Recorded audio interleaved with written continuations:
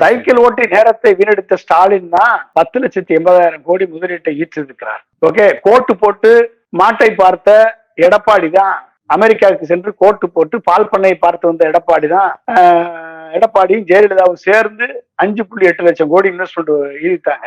இது 10 ஆண்டுகள்ல. அதுல 10% கூட எடப்பாடியால கன்வெர்ட் பண்ண முடியல.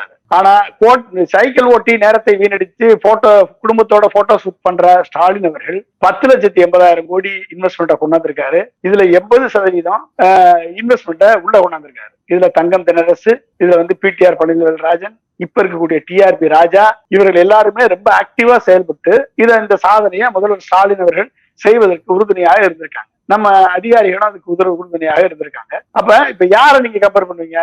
சைக்கிள் ஓட்டுனதுனால அதிகமா வந்துச்சா, இல்ல கோட்டு போட்டு பால் பண்ணை பார்த்ததுனால அதிகமா வந்துச்சா? எதுல வந்துச்சுன்னு சொல்றது நீங்க தான் சொல்லணும், மக்கள் தான் சொல்லணும். என்ன, நான் டேட்டாவை சொல்லிட்டேன். நீங்க அதனால பயன்பெற்றது தமிழ்நாட்டுல எங்க இருந்து வந்திருக்கு இன்வெஸ்ட்மெண்ட் பாத்தீங்கன்னா, USA, Japan, China, Taiwan, Singapore, SCA investors, financial and carburettor சேர்த்து, அதே மாதிரி யூரோப்ல ஜெர்மனி, UK, கல்ஃப் இன்வெஸ்டர்ஸ், இது எல்லாமே டொமஸ்டிக் அண்ட் ஜாயின்ட் வெஞ்சர் இன்வெஸ்ட்மெண்டா உள்ள வந்திருக்கு.